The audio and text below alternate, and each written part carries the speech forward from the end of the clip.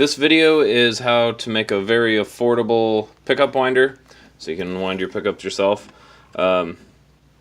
This is a rotary counter, and I got it on Amazon for like 10 bucks, so it's pretty cheap. It counts the rotations, counts both ways, and then when you want to zero it, you just hit this, and that zeroes it. So this is all homemade. Pretty much the $10 was the most expensive part of it. Let me get this. I have one hand free right now.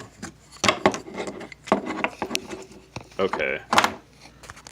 So I got a hole saw and I cut this wood out. This is a volume knob with a little screw to tighten it, and I filed a little spot on the shaft flat so this won't spin, and then I attached it with Fix-All adhesive. This works really well for me. You could find another glue, probably also oh, what's it called? An epoxy, JB Weld. There we go. Yeah, you could use JB Weld as well. It should work really well. And then what I did was I had a donor pickup, so I put it on an iron to heat it up. You could heat it up however you want. Put it in boiling water if you want. I put it on an iron, just let it sit there for a minute, and then took it off. And then I pulled this off with some pliers. And I didn't let it sit too long because this is really cheap. This is made of plastic. It would have melted. So then I was able to copy the holes. And as you can see, I just sit it right on here and held it really tight and drilled out the holes. So you got these 6 holes for the magnets, but then you have these smaller holes, and that's for when they make it.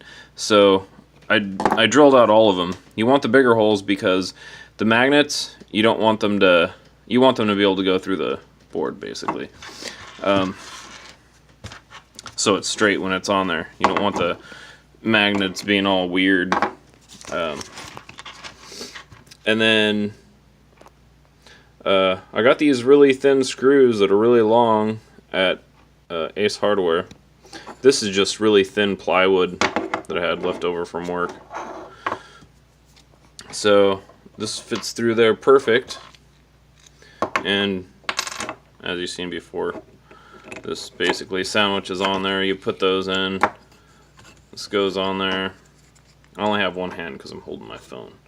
Okay, so that goes on there. Then this, to spin it, I had this laying around for a fridge.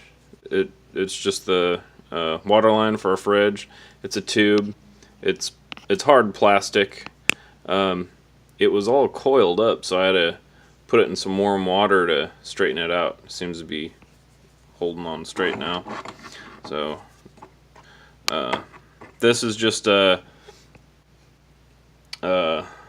screw, and I cut off the top of it, and I put a nut in there for something to anchor onto. I put like a washer and a nut, and I put a bunch of Fix-All on it. So this is going to go over that thread into that, and then the other half I'll put in maybe a drill or some kind of motor, maybe my Dremel. So looks like it's gonna work fine. It seems to count. And it's good to have a counter because you need about 2,000 turns on it. Yeah, so maybe I'll make a second video once this is finished and I start winding them. Okay, good luck with that, guys. Hope you guys are able to build one.